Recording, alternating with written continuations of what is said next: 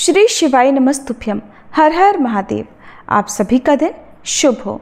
आज सावन मास कथा श्रृंखला का 15वां दिन है और आज दिन है शुक्रवार, जो कि माता लक्ष्मी, माता पार्वती हैं और दिव्य स्त्री शक्ति के पूजन का ये परम दिवस है।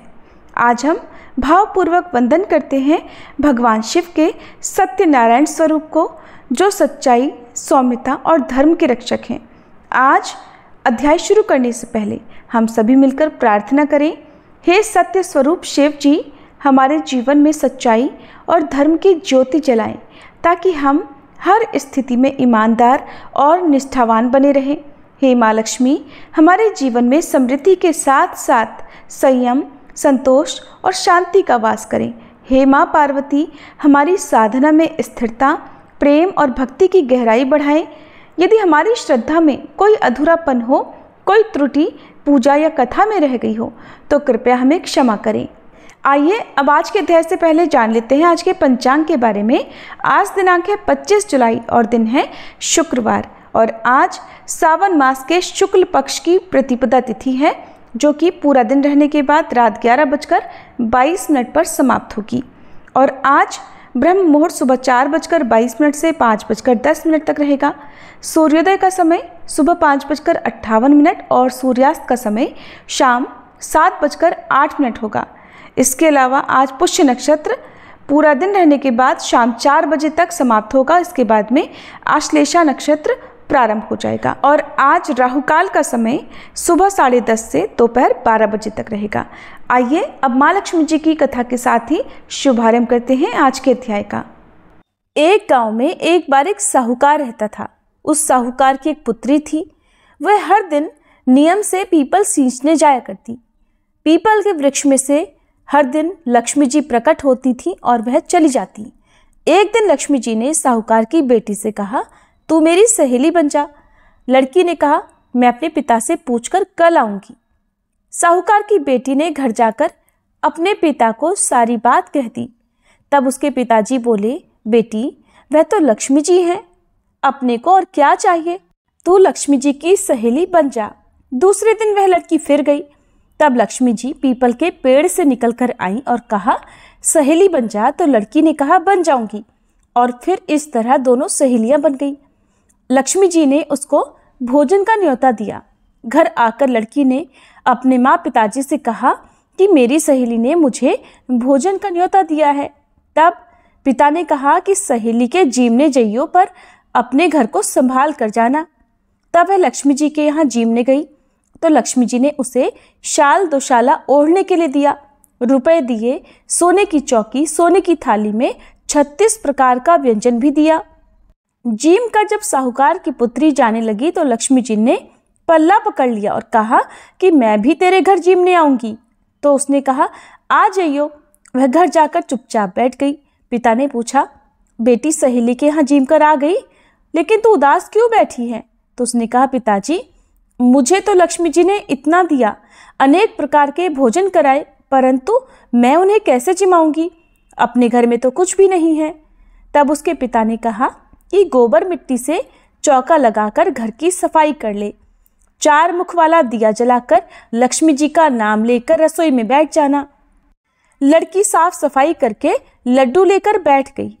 उसी समय एक रानी नहा रही थी। उसका नौलखा हार चील उठाकर ले गई और उसी साहूकार के घर पर वह नौलखा हार डाल गई और साहूकार की पुत्री के हाथ से उसका लड्डू ले गई।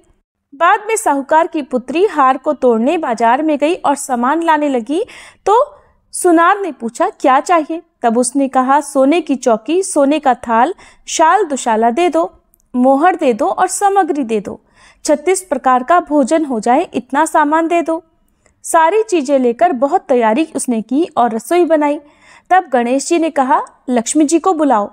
आगे आगे गणेश जी और पीछे पीछे लक्ष्मी जी चली आई। साहूकार की बेटी ने चौकी डाल दी और कहा, आओ सहेली, बैठ जाओ, चौकी पर विराजमान हो जाओ। जब लक्ष्मी जी ने कहा, सहेली, चौकी पर तो राजा रानी के यहाँ भी नहीं बैठी, किसी के भी नहीं बैठी, तो उसने कहा, लेकिन मेरे यहाँ तो बैठना पड़ेगा। तब साहूकार की पुत्री के आग्रह पर लक्ष्मी जी चौकी पर बैठ गई। अब तो साहूकार की पुत्री ने उनकी खूब खातिर की। जैसे लक्ष्मी जी ने करी थी वैसे ही उसने भी की। लक्ष्मी जी उस पर प्रसन्न हो गई। घर में खूब रुपया और लक्ष्मी हो गई। साहूकार की बेटी ने कहा, मैं अभी आ रही हूँ, तुम यहीं बैठी रहना। ऐसा कहकर वह चली गई। लक्ष्मी जी गई नहीं और चौकी पर ही बैठी रही। उसको बहुत सारी धन दौलत सुख समृद्धि दे दी। हे लक्ष्मी जी, जैसा आपने साहूकार की बेटी को दिया वैसा सबको देना। कहते सुनते हुंकारा भरते अपने सारे परिवार को देना। पीहर में देना, ससुराल में देना, बेटे पोते को देना।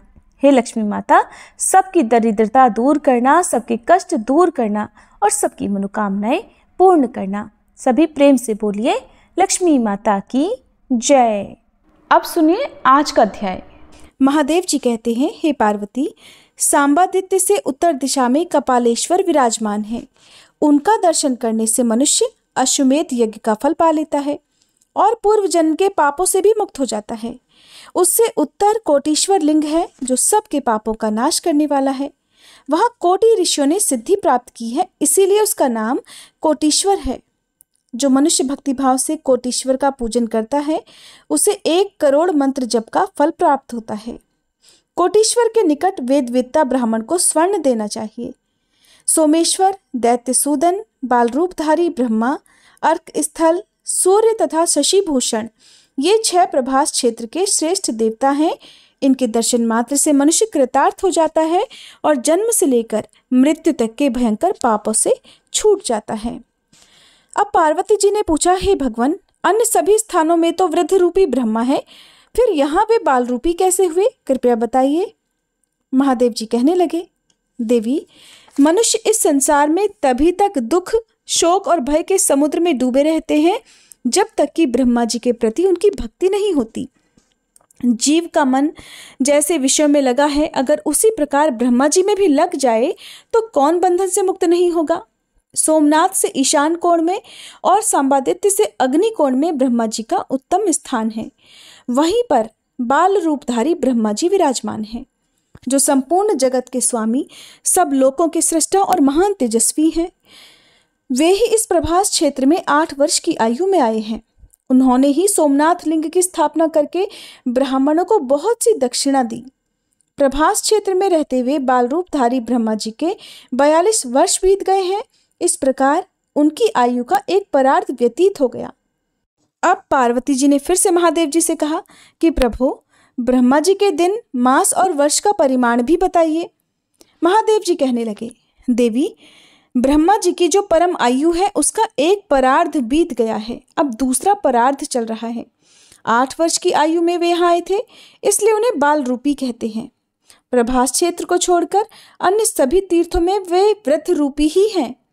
प्रथम कल्प में इनका नाम स्वयंभू था, दूसरे में पद्मभू, तीसरे में विश्वकर्ता और चौथे में बाल रूपी कहे गए हैं। जो मनुष्य प्रतिदिन इन नामों को स्मरण करता है वह दीर्घायु होता है। चंद्र, सूर्य आदि सभी ग्रह, देवता, असुर, दानव तथा समस्त त्रिलोकी ये सब ब्रह्मा जी की रात आने पर नष्ट हो जाते हैं। फिर दिन आने पर जब ब्रह्मा जी जगते हैं तब पहले की तरह सृष्टि करने लगते हैं। पलक गिरने में जितना समय लगता है उसके 1/4 भाग को त्रुटि कहते हैं। 2 त्रुटि का 1 निमेष होता है। 15 निमेषों की 1 काष्ठा होती है। 30 काष्ठाओं की 1 कला, 30 कलाओं का मुहूर्त और 15 मुहूर्तों का 1 दिन होता है। दिन के बराबर ही रात का भी मान है। दिन तथा रात दोनों को एक अहोरात्र कहते हैं। 15 दिन रातों का पक्ष और 2 पक्षों का मास होता है। 6 मासों का 1 अयन और 2 अयनों का 1 वर्ष होता है। 43,20,000 सौर वर्षों का 1 चतुर्युग होता है। 71 चतुर्युगों का मनवंतर कहा गया है। यह संक्षेप से इंद्र देवता की आयु बताई गई है। ब्रह्मा जी के 1 दिन में 14 मनु और 14 इंद्र नष्ट होते हैं। विश्ववक्ता, विपश्चित, स्वचित्ती, शिवी, विभु, मनोभुव, ओजस्वी, बलि, अद्भुत, शांति, वृषा, शतधामा, दिवसपति, शुचि ये 14 इंद्र हैं। ब्रह्मा जी का दिन जितना बड़ा होता है उनकी रात भी उतनी ही होती है। ये कल्प का मान बताया गया।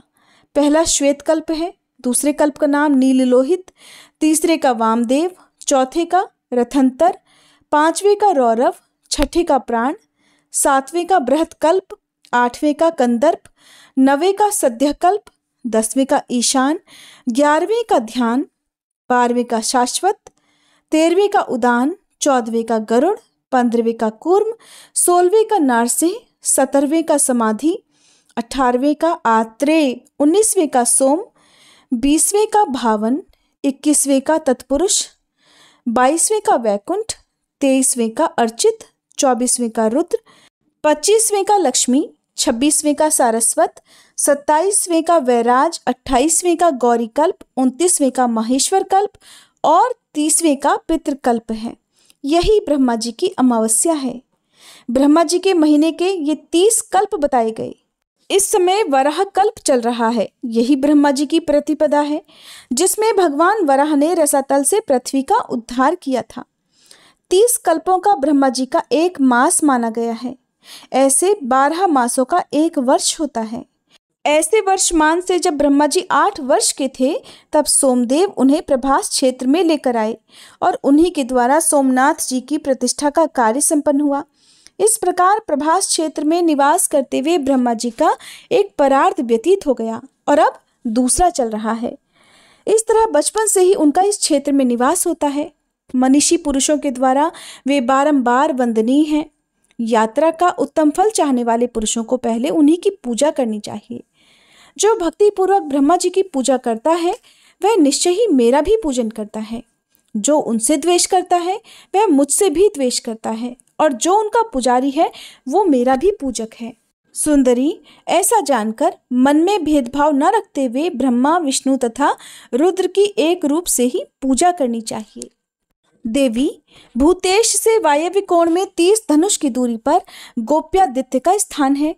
पूर्व काल में महातेजस्वी श्री कृष्ण जब 56 कोटि यादवों के साथ प्रभास क्षेत्र में आए उस समय 16,000 गोपियां भी वहीं आ गईं।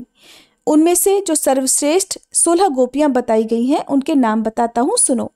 लंबनी, चंद्रिका, कांता, अक्रूरा, शांता, महोदया, भीषणी, नंदनी, अशोका, सुपर्णा, विमला, अक्षया, शुभदा, शोभना और पुण्या ये हंस अर्थात श्री कृष्ण चंद्र की कलाएं मानी गई हैं।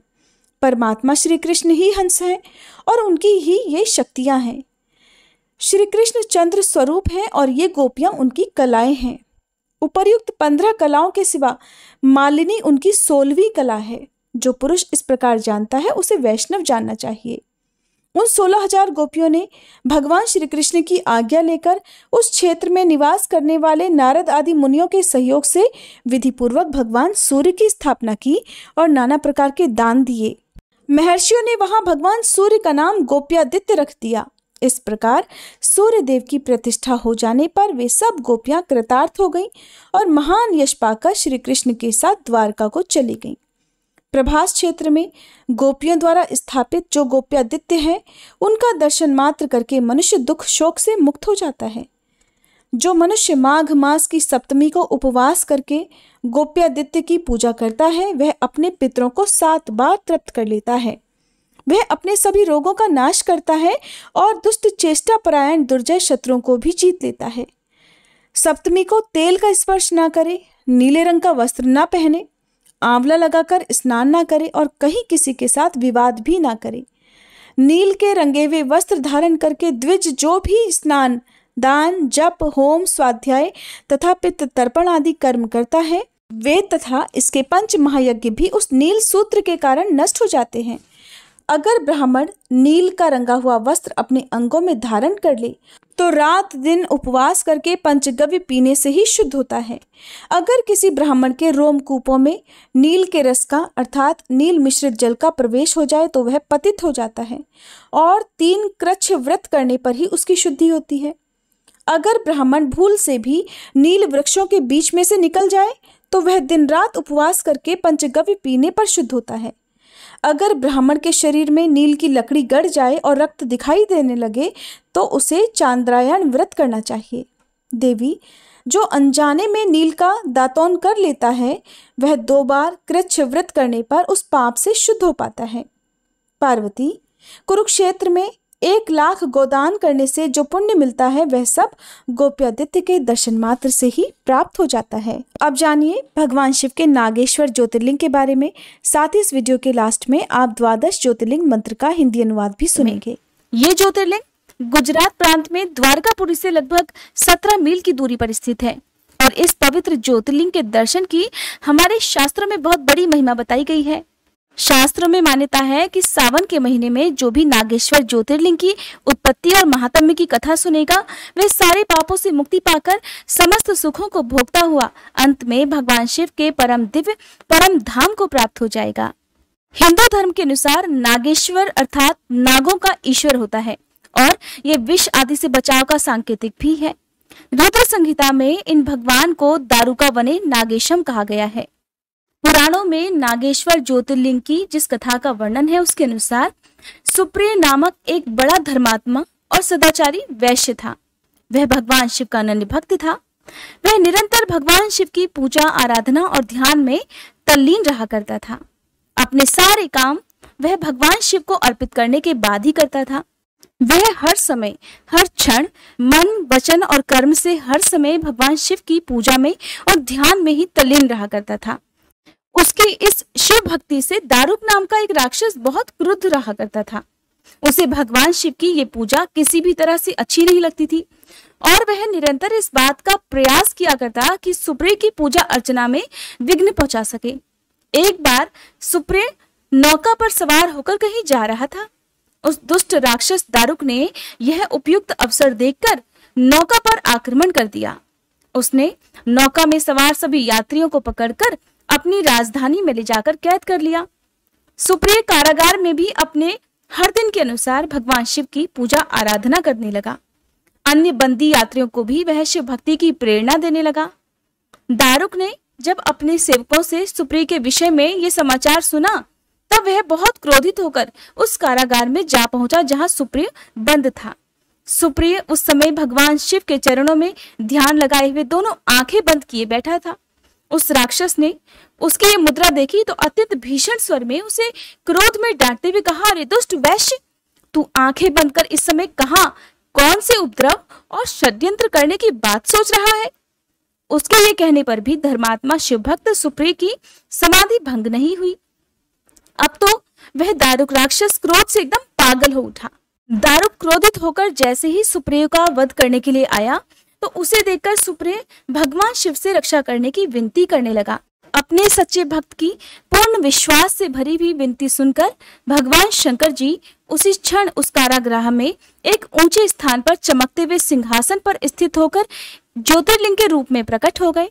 तब अपने भक्त की रक्षा करने के लिए भगवान शिव ने पाशुपतास्त्र से दारुका और उसके सैनिकों के अस्त्र शस्त्र को नष्ट कर उन सभी का वध कर दिया। वैश्य सुप्रिय ने उस ज्योतिर्लिंग का विधिवत पूजन किया और फिर भगवान शिव से इसी स्थान पर स्थित हो जाने का आग्रह किया। भगवान शिव अपने भक्त का आग्रह मानकर वही ज्योतिर्लिंग के रूप में स्थित हो गए। इस प्रकार ज्योतिर्लिंग स्वरूप भगवान शिव नागेश्वर कहलाए और मां पार्वती भी नागेश्वरी के नाम से विख्यात हो गईं। अब सुनिए 12 ज्योतिर्लिंग स्तोत्र और हिंदी अनुवाद। यदि आप संस्कृत में पाठ ना भी कर पाए तो भी सावन के महीने में आप किसी भी समय भगवान शिव का ध्यान करते हुए सभी ज्योतिर्लिंगों का ध्यान करें और हिंदी अनुवाद का पाठ भी आप खुद पढ़ या सुन सकते हैं। ओम सौराष्ट्रे सोमनाथम च श्री शैले मल्लिकार्जुनम उज्जयिन्याम महाकालम ओमकारम ममलेश्वरम परल्याम वैद्यनाथम डाकिन्याम भीमशंकरम सेतु बंधे तू रामेशम नागेशम दारुकावने। अर्थात सौराष्ट्र में अर्थात गुजरात में श्री सोमनाथ, श्री शैल पर्वत अर्थात आंध्र प्रदेश में श्री मल्लिकार्जुन, उज्जैन मध्य प्रदेश में श्री महाकालेश्वर, ओंकारेश्वर, ममलेश्वर, परली महाराष्ट्र में श्री वैद्यनाथ, डाकिनी महाराष्ट्र में श्री भीमाशंकर, सेतुबंध तमिलनाडु में श्री रामेश्वरम, दारुकावन गुजरात में श्री नागेश्वरम, वाराणस्याम तु विश्वेशम त्र्यंबकम गौतम तटे, हिमालये तु केदारम धृष्णेशम तु शिवालये, एतानि ज्योतिर्लिंगानि सायं प्रातः पठे नरः सप्त जन्म कृतं पापम स्मरणेन विनश्यति। अर्थात वाराणसी उत्तर प्रदेश में श्री विश्वनाथ, गौतमी नदी महाराष्ट्र के तट पर श्री त्र्यंबकेश्वर, हिमालय उत्तराखंड में श्री केदारनाथ और शिवालय महाराष्ट्र में श्री गृष्णेश्वर में आप विराजमान हैं। जो नर प्रतिदिन प्रातः और संध्या काल के समय इन 12 ज्योतिर्लिंगों के नामों का पाठ करते हैं, इन ज्योतिर्लिंगों के स्मरण मात्र से ही उनके 7 जन्मों के पापों का विनाश हो जाता है। साथ ही जो भक्त 12 ज्योतिर्लिंगों के दर्शन करने में, यात्रा करने में असमर्थ हो, फिर भी इस स्तोत्र के पठन या श्रवण मात्र से ही सभी 12 ज्योतिर्लिंगों के दर्शन का फल प्राप्त कर लेता है। जय भोलेनाथ। आज के अध्याय में बस इतना ही। इसके आगे की कथा आप सभी कल के अध्याय में सुनिएगा। आप सुनिए शिव चालीसा पाठ। जय गणेश गिरिजा सुवन, मंगल मूल सुजान, कहत अयोध्या दास तुम, देहु अभय वरदान। जय गिरिजापति दीन दयाला, सदा करत संतन प्रतिपाला। भाल चंद्रमा सोहत नीके, कानन कुंडल नाग फनी के। अंग गौर शिर गंग बहाए, मुंड माल तन क्षार लगाए। वस्त्र खाल बाघंबर सोहे, छवि को देखी नाग मन मोहे। मैना मातु की हवे दुलारी, बाम अंग सोहत छवि न्यारी। कर त्रिशूल सोहत छवि भारी, करत सदा शत्रुन क्षयकारी। नंदी गणेश सोहे तह कैसे, सागर मध्य कमल हैं जैसे। कार्तिक श्याम और गणुराऊ, या छवि को कहीं जात न काऊ। देवन जब ही जाय पुकारा, तब ही दुख प्रभु आप निवारा। किया उपद्रव तारक भारी, देवन सब मिली तुम ही जुहारी। तुरत षडानन आप पठायऊ, लव निमेष मह मारी गिरायऊ। आप जलंधर असुर संहारा, सुयश तुम्हार विदित संसारा।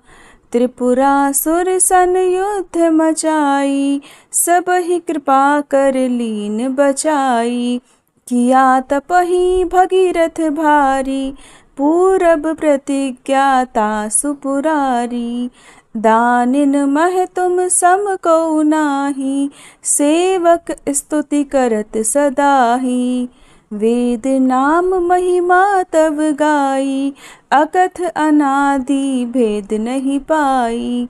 प्रकटी उदधि मंथन में ज्वाला, जरत सुरासुर भये विहाला। कि नहीं दया तह करी सहाई, नीलकंठ तब नाम कहाई। पूजन रामचंद्र जब कीन्हा, जीत के लंक विभीषण दीन्हा। सहस कमल में हो रहे धारी, कीन्ह परीक्षा तब ही पुरारी। एक कमल प्रभु राखे उजोई, कमल नयन पूजन चह सोई। कठिन भक्ति देखी प्रभु शंकर, भय प्रसन्न दिए इच्छित वर। जय जय जय अनंत अविनाशी, करत कृपा सबके घटवासी।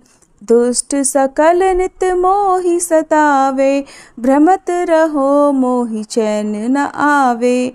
त्राहि त्राहि में नाथ पुकारो, ये ही अवसर मोहि आन उबारो।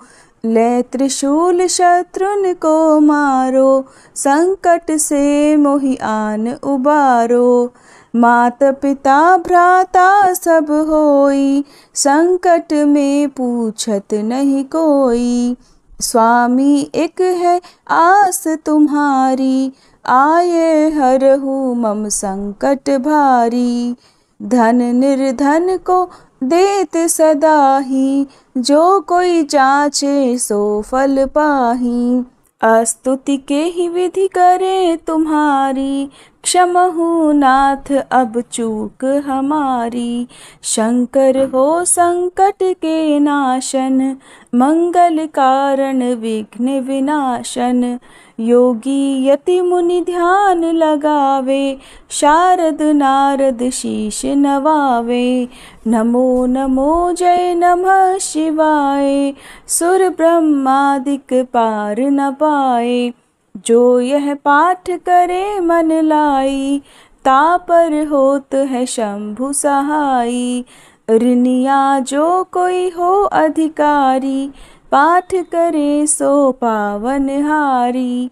पुत्रहीन कर इच्छा जोई, निश्चय शिव प्रसाद तेहि होई। पंडित त्रयोदशी को लावे, ध्यान पूर्वक होम करावे। त्रयोदशी व्रत करे हमेशा, ताके तन नहीं रहे कलेशा।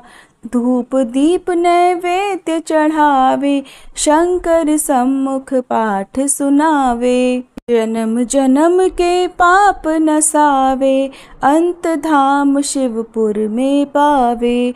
कहे अयोध्या दास आस तुम्हारी, जानी सकल दुख हरहु हमारी। नित नेम कर प्रातः ही, पाठ करो 40। तुम मेरी मनोकामना, पूर्ण करो जगदीश। मगसर छठी है मंत्र ऋतु, संवत 64 जान। स्तुति 40 शिव ही, पूर्ण कीन कल्याण। जय शिव ओंकारा, स्वामी जय शिव ओंकारा। ब्रह्मा विष्णु सदा शिव, ब्रह्मा विष्णु सदा शिव। अर्धांगी धारा, ओम जय शिव ओंकारा। एकानन चतुरानन, पंचानन राजे। स्वामी पंचानन राजे। हंसानन गरुड़ासन, हंसानन गरुड़ासन। वृषवाहन साजे, ओम जय शिव ओंकारा। 2 भुज 4 चतुर्भुज, 10 भुज अति सोहे। स्वामी 10 भुज अति सोहे। त्रिगुण रूप निरखता, त्रिगुण रूप निरखता। त्रिभुवन जन मोहे, ओम जय शिव ओंकारा। अक्षमाला वनमाला, रुंडमाला धारी। स्वामी रुंडमाला धारी। चंदन मृग मद सोहे, चंदन मृग मद सोहे। भाले शशिधारी, ओम जय शिव ओंकारा। श्वेतांबर पीतांबर, बाघांबर अंगे। स्वामी बाघांबर अंगे। सनकादिक गरुड़ादिक, सनकादिक गरुड़ादिक। भूतादिक संगे, ओम जय शिव ओंकारा। कर के मध्य कमंडल, चक्र त्रिशूलधारी। स्वामी चक्र त्रिशूलधारी। सुखकारी दुखहारी, सुखकारी दुखहारी। जग पालनकारी, ओम जय शिव ओंकारा। ब्रह्मा विष्णु सदा शिव, जानत अविवेका। स्वामी जानत अविवेका। प्रणवाक्षर में शोभित, प्रणवाक्षर में शोभित। ये तीनों एका, ओम जय शिव ओंकारा। त्रिगुण स्वामी जी की आरती, जो कोई नर गावे। स्वामी जो कोई नर गावे। कहत शिवानंद स्वामी, रटत भोलानंद स्वामी। सुख संपत्ति पावे, ओम जय शिव ओंकारा। ओम जय शिव ओमकारा, स्वामी जय शिव ओमकारा, ब्रह्मा विष्णु सदा शिव अर्धांगी धारा। ओम जय शिव ओमकारा, ओम जय शिव ओमकारा।